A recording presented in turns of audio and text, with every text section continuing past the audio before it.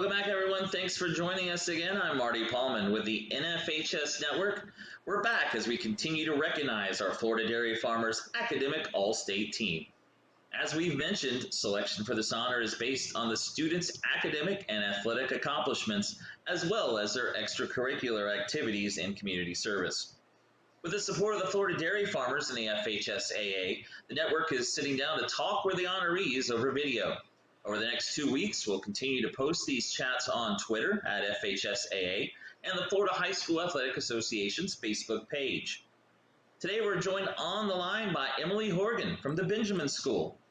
Emily wrapped up her high school career with a perfect 4.0 GPA and was named a National Merit Finalist. She was also named a two-time academic All-American in track by the National High School Coaches Association. Emily will attend Yale University in the fall and plans to study global affairs. Emily, thanks so much for joining us and congratulations on the honor. Thank you.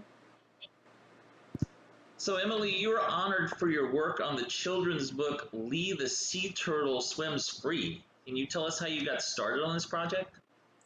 Yes. So, my junior year of high school, I got an internship at a local sea turtle conservation center about 15 minutes from my high school. And I'd been studying Chinese for 8 years. And so, when I got this internship, I wanted to find a way to use my specific skill set with Chinese and somehow combine that with sea turtle conservation. So I started researching places in China where there was a sea turtle presence, and I found that sea turtles are actually poached for their meat and their shells in certain provinces in southern China, and the poaching is illegal. So I wanted to do something to spread awareness about sea turtle protection in these areas, and obviously I'm not over in China, but I did have a few skills that I wanted to make use of. So I wrote and illustrated a children's book to send over to China and also to distribute in South Florida to spread awareness about how children of any age can help protect sea turtles and marine wildlife in general. 8 years of Chinese. Wow, so you're pretty much fluent at this point then. I like to think so, yeah. Now, Emily, you competed in 3 different sports at the Benjamin School. What have sports taught you over the past 4 years? That is a very good question. I think I've learned so much from my involvement in sports over the past 4 years. The biggest thing that I think I took away was that sports were a really great way to make connections with people, both in my own school and then also at the other schools that I was competing against. So coming in my freshman year, I joined the cross country team to meet people. And obviously you get really close with people when you're running in 95-degree weather and it's brutal and you got to help each other through it.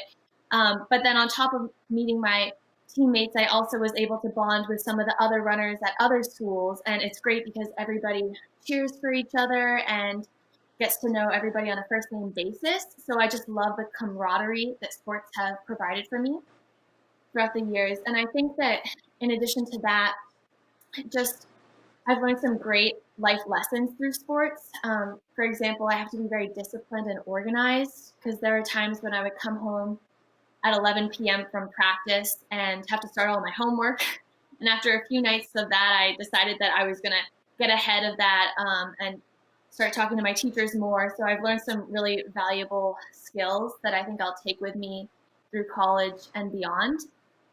And then I think the last lesson that I learned through sports was that sometimes you don't have to be competing against someone else. Sometimes it's just great to see how you can progress your own skills. And with running in particular, it's been really a great lesson for me to just see if I can beat my own personal record as opposed to beating other people on the track.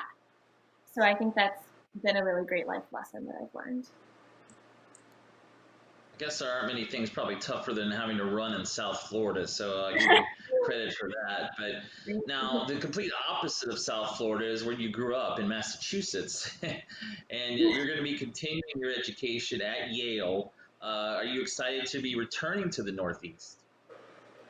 Yes, I'm very excited. I love the seasons. I love the fall and the snow. But I have to say I'm a little bit sad. Well, more than a little bit sad to be leaving Florida, just to be able to train outdoors all year round and to have these incredible opportunities like to work at a sea turtle research center. I mean, that's really unique to South Florida.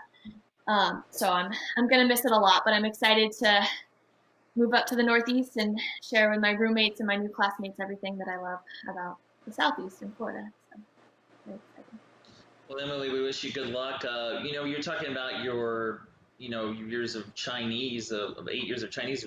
Any possibility you would ever want to live in China?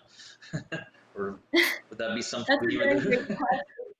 I'm not quite sure yet, but I do know that my study of Chinese is part of the reason that I think I'll focus in global affairs because it will Right. allow me to combine Chinese and then also my love for the environment.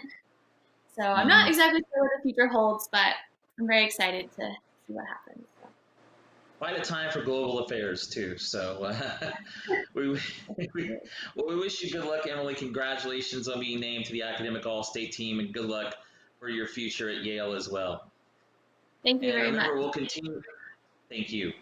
Remember, we'll continue to catch up with our 2020 Florida Dairy Farmers Academic All-State Award winners over the next 2 weeks. Stay tuned to the FHSA's Twitter and Facebook pages for more. Thanks so much for joining us.